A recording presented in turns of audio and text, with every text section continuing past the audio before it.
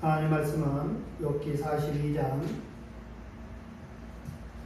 10절로 17절 말씀입니다. 욥기 42장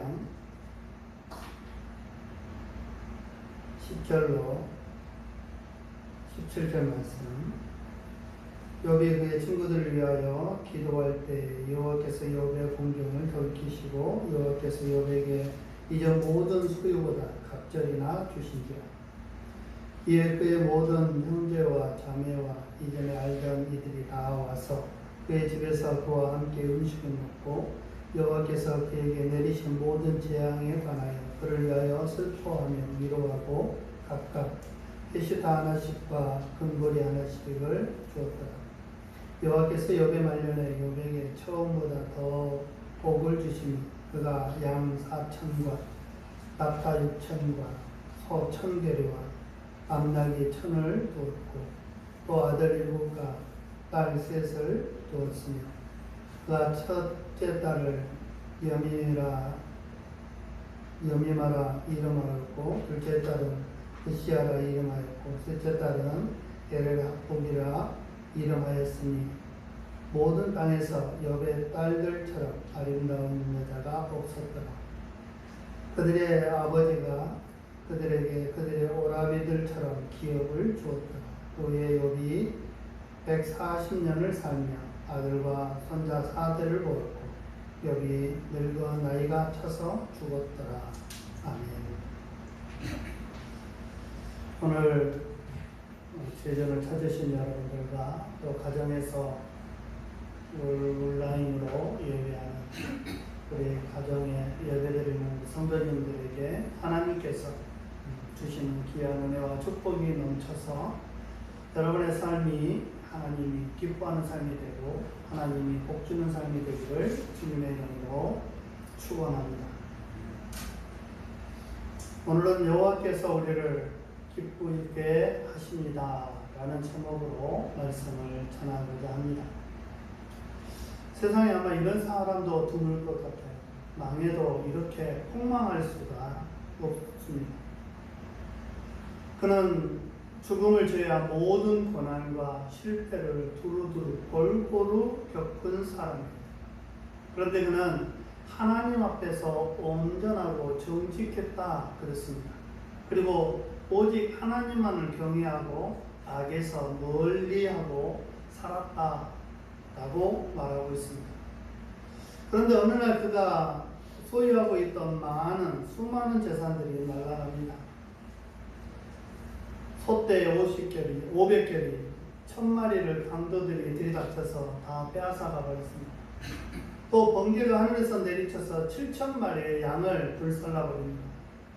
갈대아 사람들이 쳐들어와서 3,000마리의 낙타들을 몽땅 끌고 빼앗아가 버립니다.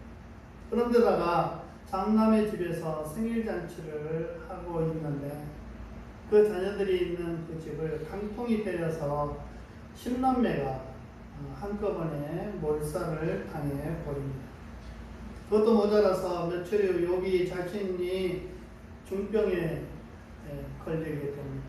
그러자 그의 아내는 남편에게 하나님을 저주하고 죽으라고 말하고는 떠나버립니다.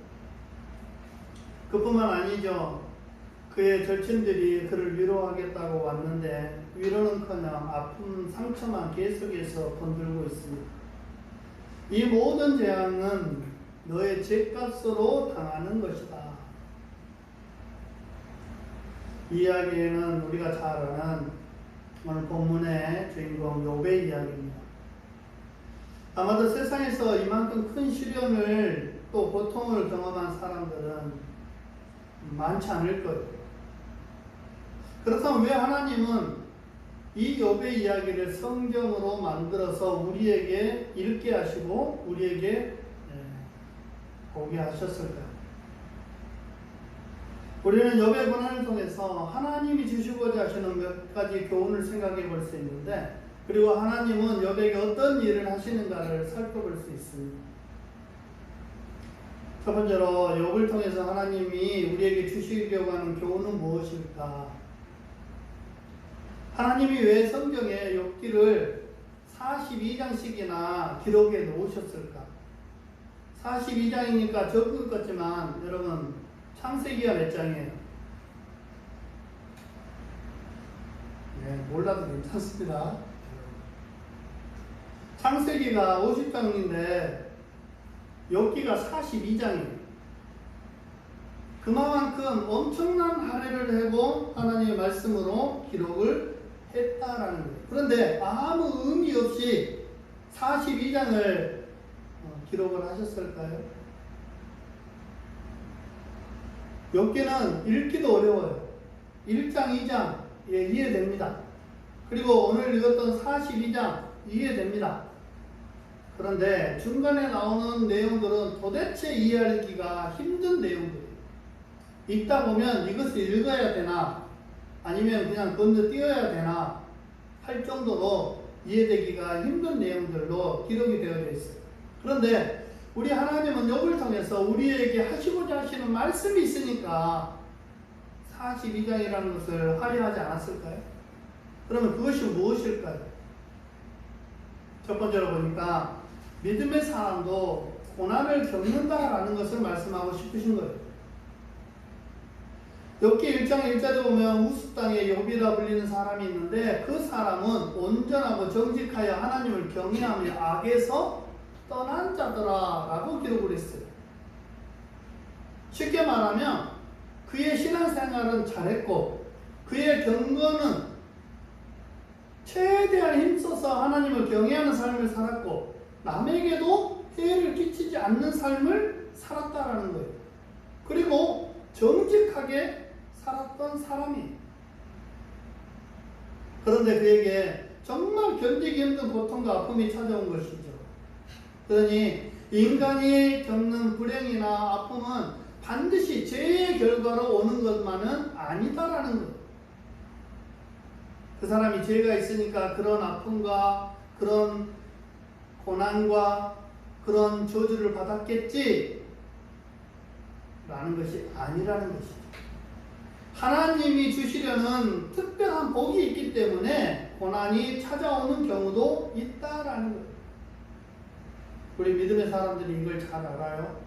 그래서 때로는 자신이 죄를 짓고 범죄하여서 하나님 앞에 벌을 받음에도 불구하고 이렇게 생각하는 경우들도 있을 거예요.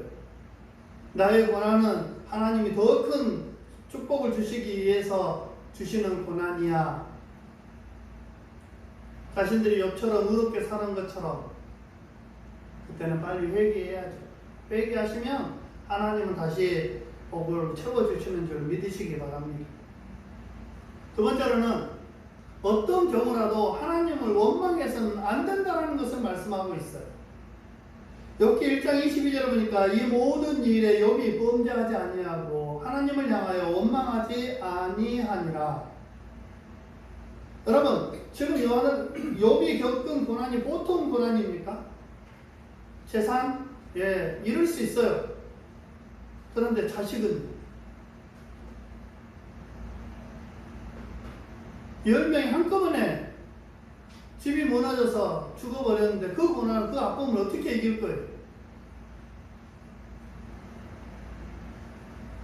그런데 그는 하나님이 살아계신 분이고 실수하지 않는 온전한 분인 것을 알고 있었고 믿고 있었다라는 것이.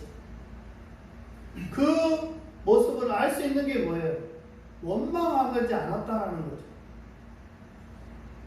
재산 잃은 것도 하나님을 원망할 일인데 자식까지 잃었어요. 얼마나 고난이, 고통이 크고 아픔이 크겠어요. 이것은 누군가를 원망해야 풀리는 그런 심정인 것 같아요. 그런데 욥은 그런 일이 있어도 원망하지 않았다라는 거예요. 이건 정말 어려운 이야기. 우리는 조그만 일이 있어도 어때요? 원망하죠. 불평하죠. 어린아이들 어떻습니까? 조그만 일이 있으면 쟤 때문에 그랬어요. 얘 때문에 그랬어요. 얘가 그랬어요. 제가 그랬어요. 원망하고 남에게 그 결과를 전가하기 바쁜데 오늘 욥은 원망하지 않아요. 하나님을 원망하지 않아요. 우리가 성경을 보면 출애굽할 때에 백성들을 볼 수가 있잖아요. 그들은 수시로 하나님을 원망하고 불평을 합니다. 길이 막혔다고 원망하죠. 목이 마르다고 원망하죠. 고기가 먹고 싶은데 고기가 없다라고 원망하죠. 그러다 결국 가나안 땅에 그들은 원망 때문에 못 들어갑니다. 그러나 오늘 본문의 주인공 욥은 고통과 절망 속에서도 하나님을 원망하지 않았습니다. 그 결과 하나님이 그에게 회복의 복을 주시고 그를 기뻐하셨다라는 거예요. 회복한 것도 감사한데 하나님께서 그 욥을 보고 어떻게 했다고요? 기뻐해요. 우리의 모습 속에 하나님을 기쁘시게 하는 일들이 있습니까? 왜 하나님이 저와 여러분만 기쁘게 해야 됩니까? 하나님이 우리를 위해 존재하는 게 아니고 우리가 하나님을 위해서 존재하는데 우리가 하나님을 기쁘시게 해드려야 우리의 믿음을 보이는 건데 우리는 반대로 하나님이 우리를 기쁘게 해줬으면 좋겠죠. 이건 온전한 신앙이 아닙니다. 착각하면 안 됩니다. 온전한 신앙은 우리가 하나님의 기쁨이 되는 거예요. 나 주님의 기쁨 되기 원하네. 기쁨이 되는 거예요. 우리가 하나님의 기쁨이 됐을 때 하나님도 우리를 기쁘게 해주심을 기억하시기 바랍니다. 우리가 모르는 계획이 하나님에게 있어요. 뜻이 있어요. 그러니 하나님의 뜻을 믿고 기뻐하는 삶을 살 수 있기를 바랍니다. 세 번째로는 모든 것의 주인이 하나님이시라는 것을 가르쳐주고 있어요. 욥기 1장 21절에 보니까 내가 모태에서 알몸으로 나와서 한즉 또한 알몸이 그리로 돌아올지라. 주신 이도 여호와시요 거듭이시도 여호와시니 여호와 이름이 찬송을 받으실지니라 하고 라고 했습니다. 우리는 세상에서 살면서 내가 주인인 줄 알고 살지만은 우리의 주인은 따로 있다라는 것을 알아야 한다는 거예요. 왜요? 주신 이도 있고 가져가시는 이도 있다라는 거예요. 그러면 그 재산이 또 그 생명이 내게 아니라는 거예요. 내 것이라면 어떻게 해야 돼요? 내가 가져올 수도 있고 내가 가져갈 수도 있고 이게 내 거예요. 그런데 하나님께서는 우리에게 너는 내 것이다. 그래서 하나님께서 주실 수도 있고 하나님께서 가져가실 수도 있다. 이 말은 뭐냐면 우리는 하나님의 것이다 라는 거예요. 그것을 지금 누가 고백하고 있어요? 욥이 고백하고 있는 거예요. 욥은 자신이 당대의 최고의 의인이고 부자예요. 그럼에도 불구하고 그 모든 것 자녀까지 잃었음에도 불구하고 그가 고백하는 것은 뭐예요? 주신 이도 여호와시고 가져가신 이도 여호와시다 라고 이 모든 것의 주인이 자신이 아니었고 하나님이었다라는 것을 인정하고 있는 거예요. 얼마나 큰 믿음입니까? 여기 모든 것은 다 내 것이 아닌 하나님의 것인 것을 믿으시기를 주님의 이름으로 축원합니다. 시간, 돈, 자식, 가정, 직장, 심지어는 내 생명도 내게 아니라는 거예요. 내 생명이 내 거면 내가 살 만큼 살아야죠. 가능하겠어요? 만드신 이의 것이고 맡겨주신 이의 것인 것을 기억하시기 바랍니다. 또 네 번째로는 내 보기에 선행이 때로는 남에게 큰 상처를 줄 수 있다는 것을 가르쳐주기 위함이에요. 비보를 접한 친구들이 욥을 위로하려고 찾아와요. 그런데 그들은 욥의 친구라고 했지만은 진정한 위로자는 아니었어요. 그들은 욥의 처참한 현실을 보고 그에게 해준 바는 뭐예요? 결과적으로 원인 없는 결과는 없다라는 거예요. 네가 뭔가 하나님 앞에 잘못했으니까 하나님께서 네 모든 것을 거두어 가셨지. 예, 믿음 좋은 것 같아요. 그러나 그들이 왜 왔어요? 욥을 위로하러 왔잖아요.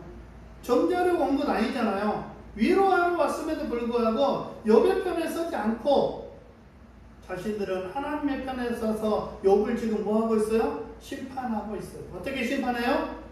네가 뭔가 잘못을 했고 죄를 지었으니까 하나님이 걷어갔지. 여러분, 우리가 하기 쉬운 것 중에 하나예요. 이게 어떤 사람이 힘들어요, 괴로워해요. 그러면 뭐라고 얘기해요?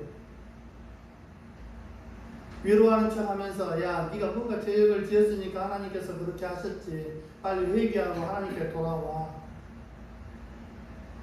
이건 우리가 해야 될 말이 아니라 하나님께서 해야 되신 말이에요.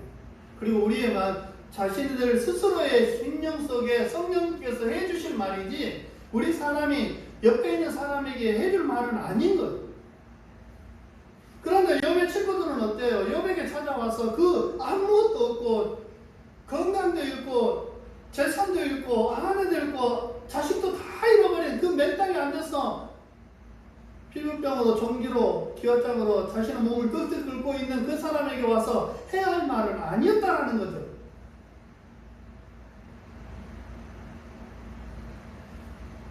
그들은 친구라고 와서 위로한답시고 어떻게 해요? 욥을 더 힘들게 하고 있더라는 거죠. 그런데 따뜻한 말 한마디를 필요로 하는 욥에게 그들은 큰 고통을 더해주고 있는 거예요. 친구들이 찾아온 것도 고통 중에 하나였다는 거예요. 그 친구들은 욥을 돕는다고 해서 욥을 괴롭히고 있어요. 빨리 가면 좋겠는데 3장부터 해서 41장까지 계속해서 욥에게 토론하고 있어요. 그 아픈 사람에게, 그 상처받은 사람에게 그렇게 오랫동안 토론해야 될 일이냐라는 거죠. 그러니 내 딴에는, 우리 딴에는 선행이라고 했는데 그것이 때로는 상대편에게 큰 아픔을 줄 수 있다는 거 기억하시기 바랍니다. 또한 하나님께서는 닥친 고난은 결말을 보아야 의미를 알 수 있다는 것을 가르쳐주기 위해서요. 욥은 그 엄청난 고난을 겪으면서도 그 이유를 몰랐어요. 알 수가 없죠. 친구들이 와서 그를 정죄하고 비판하면서 죄를 회개하라고 했으나 실상 이유를 몰랐잖아요. 이유를 모르는데 어떻게 회개해요? 그런데 나중에 알잖아요. 하나님께서 친히 나타나셔서 욥의 어리석음, 연약함을 들추어내잖아요. 그러자 욥은 알게 됩니다. 욥기 42장 3절에 뭐라고 얘기해요? 나는 깨닫지 못한 일을 말하였고 스스로 알 수도 없고 헤아리기도 어려운 일을 말하였나이다. 무슨 말이에요? 지금까지 욥이 했던 모든 말들을 자신이 다 깨달았단 말이에요? 아니에요. 하나님이시니까 이렇게 하셨을 것이고 이게 맞으실 거야 라고 얘기를 한 거예요. 자신이 경험한 것 아니에요. 자신이 깨달은 것 아니에요. 친구에게 지기 싫은 거예요. 우리의 모습과 비슷하지 않아요? 우리가 만난 하나님이 그 하나님의 전부인 양 얘기해요. 그리고 위로한다시고 믿음 좋은 척 하기 위해서 자신이 깨닫지도 못하고 알지도 못하는 그런 일들을 하나님은 이런 하나님이야 라고 말하기 쉽다라는 거죠. 저는 이 말씀을 준비하면서 제가 많은 그런 죄를 짓고 있지는 않았나 회개했습니다. 목사가 설교를 해야 되니까 짜맞추지는 않았나 회개했어요. 여러분, 우리의 모습도 마찬가지다라는 것이죠. 나는 깨닫지도 못한 일을 말했어요. 스스로 알 수 없는, 헤아리기도 어려운 일들을 우리는 말할 수밖에 없었어요. 그런데 그것이 하나님의 전부이고 하나님의 진정한 모습이었냐라는 거죠. 그건 누구만 알아요? 하나님만 알아요. 그래서 욥은 오늘 이 말씀을 깨닫는 거예요. 나는 깨닫지 못하는 말을 친구들에게 계속 이런 하나님이야 라고 얘기한 것이고, 스스로 알지도 못하면서 나 이런 하나님이야 라고 얘기했다라는 것을 깨닫고 회개하는 거예요. 욥이 자신의 죄를 자백하면서 회개합니다. 그리고는 고백합니다. 5절로 6절을 우리가 보면은 내가 죽게 대하여 귀로 듣기만 하였사오나 이제는 눈으로 주를 배운다이다. 그러므로 내가 스스로 거둬들이고 티끌과 제 가운데서 회개하나이다.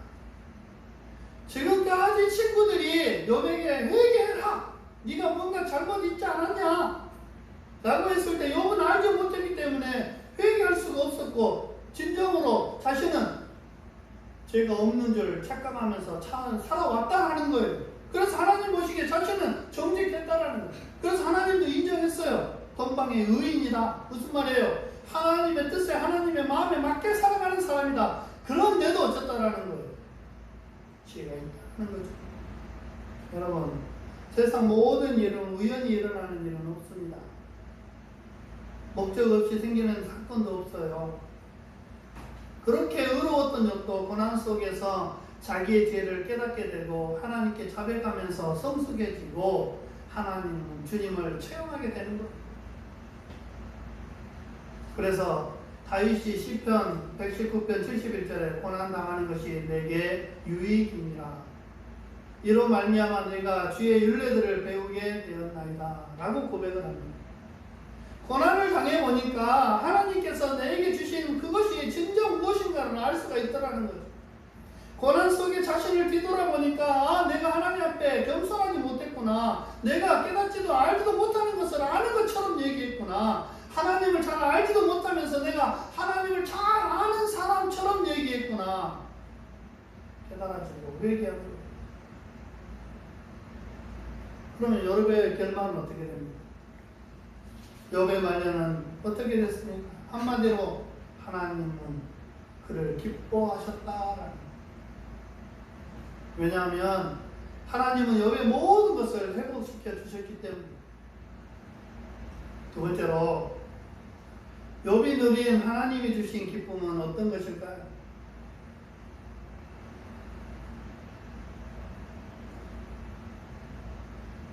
욥이 누린 하나님이 주신 기쁨은 회복을 통해서 주시는 기쁨이에요. 회복. 오늘 주신 말씀을 한번 살펴보시기 바랍니다. 하나님은 이런 기쁨이 저와 여러분에게도 임하기를 축복합니다. 하나님은 욥에게 어떻게 기뻐하셨나요? 장수를 누리게 했어요.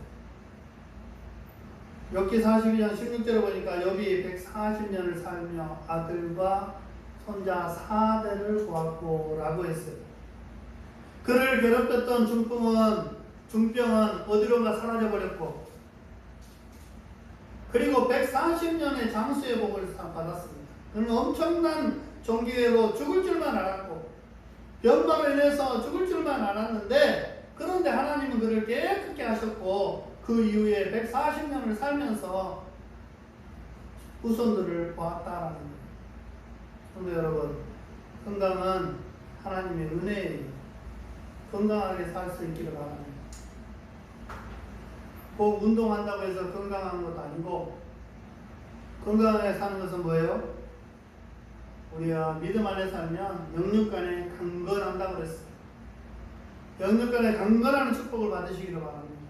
미국의 어떤 학자가 연구를 했어요. 주일에 한 번 이상 교회 와서 예배드리고 교회 행사에 참여하시는 분들은 그렇지 아니한 믿음 없는 사람들보다 더 7년은 더 살고.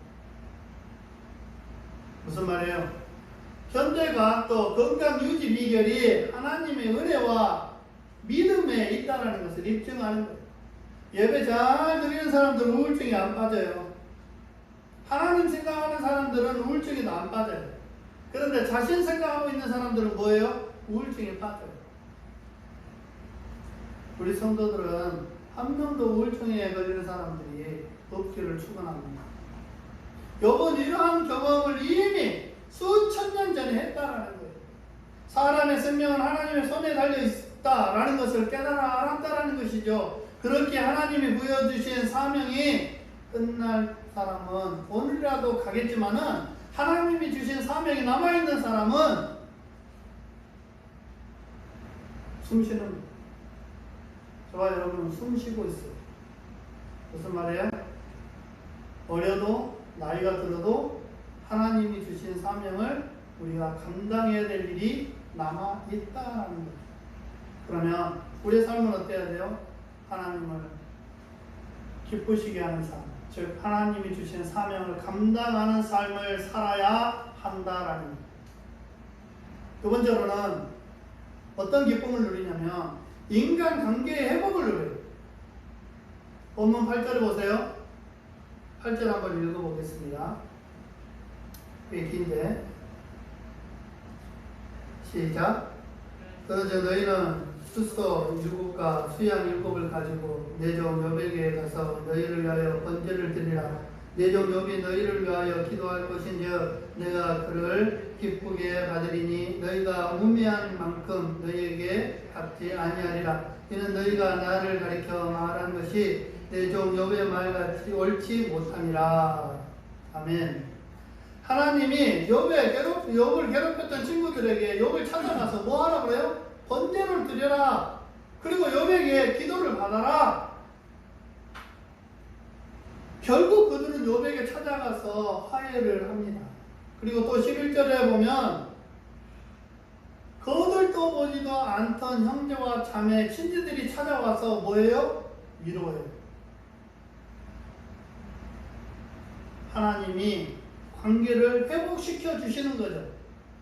지금까지 40장에 일쳐서 계속 토론했던 그들, 열변했던 그들도 찾아가서 욥에게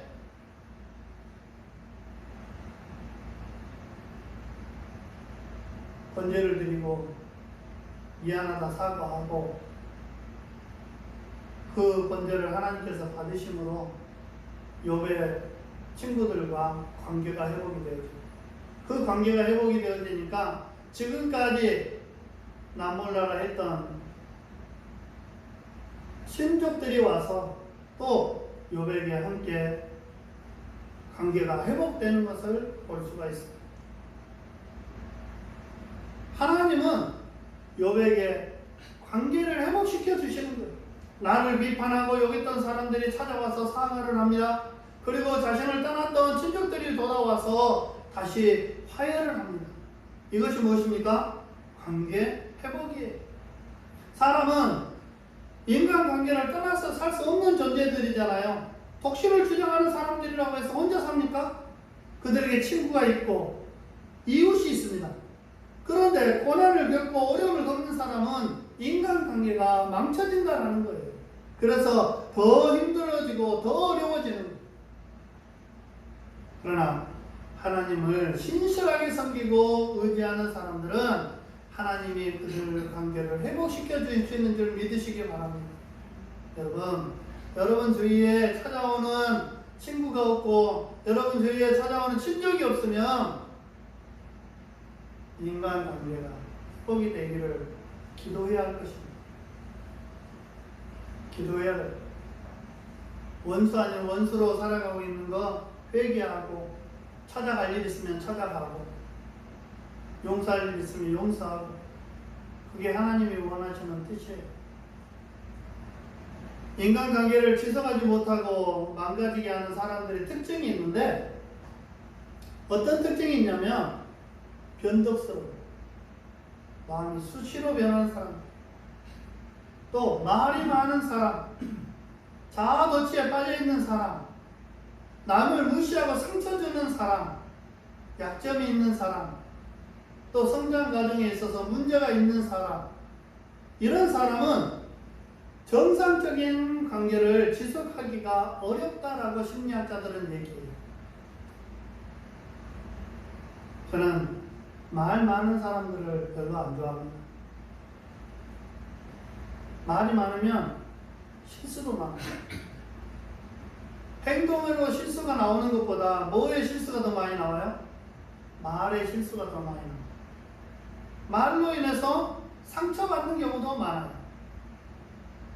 할 수가 있으면 농담이라도 안 하는 게 좋습니다. 농담을 받아줄 만한 상황이면 농담을 해도 되죠. 왜요? 묶어 넘길 수 있으니까. 그런데 그 농담으로 상처받는 사람이 있다면 그 상처받는 사람으로 통해서 뭐가 일어나요? 인간관계가 깨져요. 그 말 한마디에 멱살 잡고 싸운다니까요. 욥의 경우는 욥에게 문제가 있었던 건 아니잖아요. 그런데 욥을 바라보는 주변 사람들의 생각이 문제가 있었습니다. 그들은 욥의 고난을 보고 죄 때문이라고 단정을 지었어요. 벌 받은 거야. 괜히 저런 일이 일어나겠어? 친한 사람, 아무리 그렇게 없는 사람은 야, 너 벌 받는 거야. 회개해. 이래도 그 사람은 상처 안 받습니다. 그런데요, 잘 알지도 못하면서 뭔가 고민하고 있는 그에게 야, 회개해. 너 그러다 벌 받아. 이렇게 얘기하면 멱살 잡힌다니까요.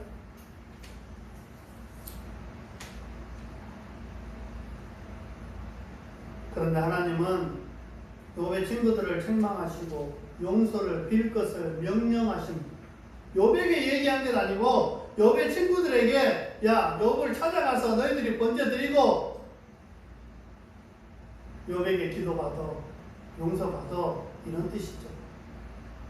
그러니 진정한 관계 회복은 하나님의 은혜와 사랑 안에서 가능하다는 것을 믿으시기 바랍니다. 하나님이 떠나는 관계는 반드시 금이 가게 되어져 있습니다.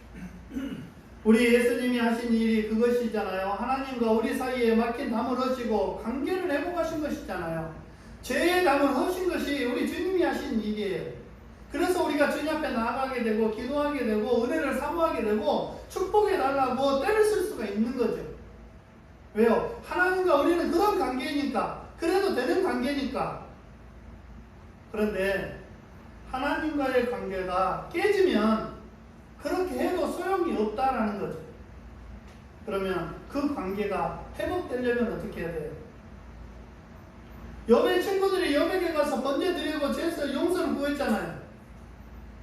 또 욥은 흔쾌히 그들을 위해서 번제를 드려주고 기도해 줌으로 용서해 줌으로 어떻게 해요? 관계가 회복이 되잖아요. 마찬가지라는 거예요. 우리가 하나님 앞에 죄를 지었으면 하나님 앞에 나와서 예배 드리고 하나님 앞에 회개하면 하나님은 그 관계를 회복시켜 주신다. 이게 큰 은혜죠. 이게 큰 은혜. 회복의 은혜를 받으시기 바랍니다. 그러니까 부부의 관계도 형제의 관계도 친구의 관계도 하나님의 은혜와 사랑이 있어야 회복이 되는 거예요. 그리고 내가 변해야 네가 변하고 네가 변하면 우리가 변하고 우리가 변하면 교회가 변하고 교회가 변하면 사회가 변하고 사회가 변하면 세계가 변하는 이 진리를 기억하시기 바랍니다.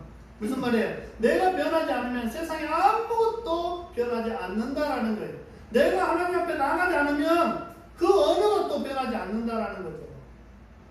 네가 하나님 앞에 회개함으로 나가면 하나님은 모든 관계를 회복시켜 주시는 거예요. 욥이 뭐 했을 때요?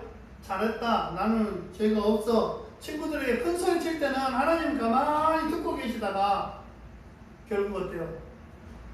욥이 하나님 앞에 죄 지은 것을 회개했을 때에 하나님은 이 모든 것을 회복시켜 주시더랍니다. 세 번째로 재물 회복을 누리게 했습니다. 욥기 42장 12절을 보니까 여호와께서 욥의 말년에 욥에게 처음보다 더 복을 주시니 그가 양 14,000과 낙타 6,000과 소 1,000결이와 암나귀 1,000을 주었고 라고 얘기합니다. 2배를 더 100%. 누가 주셨어요? 하나님이 주십니다. 딱 2배. 양이 7,000이었다가 14,000. 낙타가 3,000이었는데 6,000. 소가 500결이었는데 1,000결이. 암나귀가 500이었는데 1,000. 딱 2배를 채워주시는 거예요. 그냥 2배 하니까 적은 것 같은데 당대에 욥은 최고의 갑부였어요. 지금 재산으로 환산을 대충 해보니까 1,000억이에요. 1,000억.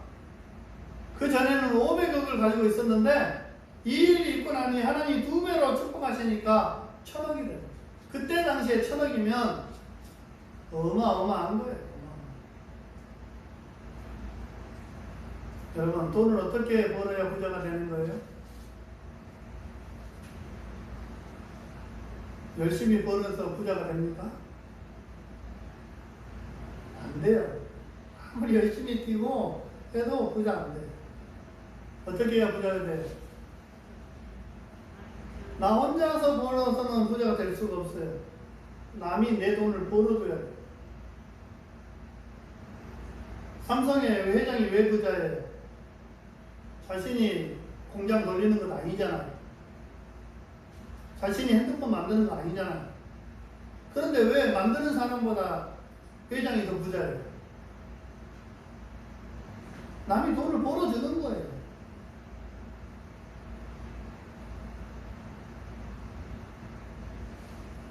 누가 벌어주는 거예요? 우리 믿음의 사람들. 하나님이 벌어주시고. 하나님. 오늘 하나님께서 여백에 딱 2배. 그런데요, 2배가 솔직히 말하면 2배도 넘죠. 바닥을 쳤잖아요. 아무것도 없었잖아요. 기업장 한 장 있었잖아요. 그것도 깨진 거. 그런데 순식간에 회복시켜줘요. 하나님이 은혜인 거죠. 하나님. 오늘 본문에 보면 하나님이 욥의 말년에 처음보다 더 복을 주셨다. 그 전에는 하나님이 욥에게 복을 줬어요. 그런데 말년이 되니까, 말년도 아니죠. 그 이후로 140년을 살았으니까. 그런데 하나님께서는 복을 더 주셨다라는 거예요. 우리 이 말씀에 주목해야 돼요. 여러분, 저와 여러분이 지금 복이 끝난 게 아니에요. 그냥 이렇게 살다가 말아야지. 하나님이 주시고자 하는데 하나님의 주시는 복을 막는 거예요. 여러분 보세요. 말년에 더 하나님이 복을 주셨잖아요. 여러분도 말년에 이런 복을 받으시기를 주님의 이름으로 축복합니다. 경제적인 회복도 하나님의 은혜가 있어야 되잖아요. 하나님이 복을 주셔야 되잖아요. 왜 말년이라고 포기를 합니까? 어떤 집사님의 간증을 보니까 친구가 사정을 해서 힘들다고 5천만 원을 빌려주랬어요. 어렵고 이렇게 5천만 원을 빌려줬는데 알고 보니까 이 친구가 그 다음에 잠적을 해버립니다. 백당으로 그를 찾으려고 수성을 해도 찾을 수가 없어요. 돈을 떼인 거죠. 그때부터 이 집사님의 마음이 괴롭기 시작하는 거예요. 그 5천만 원만 생각하니까 속이 끓고 죽겠다라는 거예요. 그래서 그가 야, 내 이렇게 살다가 죽겠다. 그래서 하나님 앞에 나가서 새벽마다 기도하기 시작했대요. 어떤 기도를 했냐면 그 친구를 축복해 주라고. 그 기도가 딱 2년 되니까 그 친구가 찾아와서 그동안 미안했다고 5천만 원을 주더라고요. 그리고 5천만 원에 대한 이자는 더 벌어서 주겠다라고 얘기했다. 이 친구가 아니다, 이자는 필요 없다. 이 준 것만 해도 감사하다. 자신이 이 5천만 원을 신경 쓰고 있을 때는 그의 심령이 녹아내리는 것 같이 아팠는데 그가 친구를 위해서 기도하기 시작하니까 점점 믿음이 회복되기 시작하고 영이 맑아지기 시작하더라는 거예요. 여러분, 우리는 하나님 앞에 복을 달라고 기도해야 돼요. 지금까지 있는 모든 것들은 잊어버리세요. 여러분에게 사기친 사람 있습니까? 그 사람이 잘 되라고, 재벌 되라고 기도하세요. 그러면 재벌 돼서 안 갚겠어요, 돈을? 그리고 지금까지 없어도 살았는데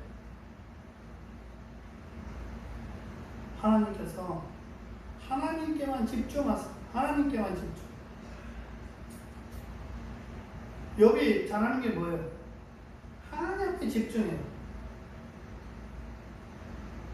다른 것이 다 사라졌어도 그는 그것 때문에 음메 내 돈, 음메 내 소, 음메 내 양, 음메 내 낙타, 이런 얘기 안 해. 음메 내 10자녀들 어떻게 할까? 그가 집중하는 일이 누구예요? 하나님. 하나님 앞에 집중하니까 하나님께서 회복시키더라고요. 그러면 우리의 삶에 집중해야 될 대상이 누구예요? 하나님.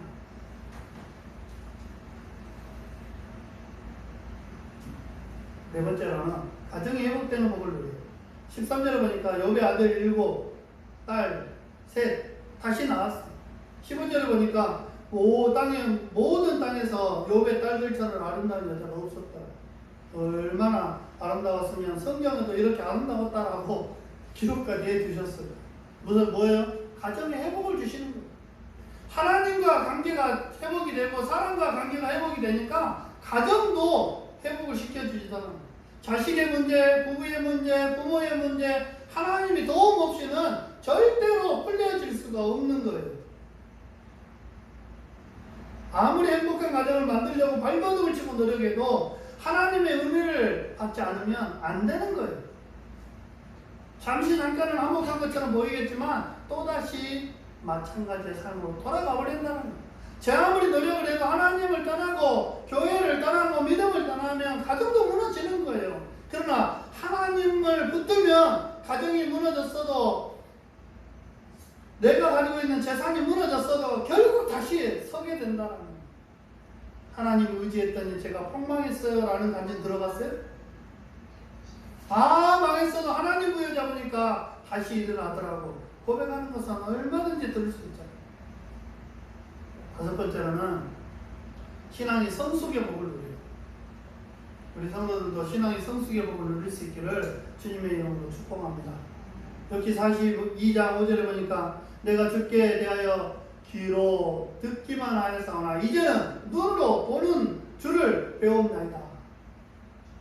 이 은혜가 우리에게 있기를 해주시길 바랍니다. 6절에 보니까 그러므로 내가 스스로 거둬들이고 티끌과 제 가운데서 회개하나이다.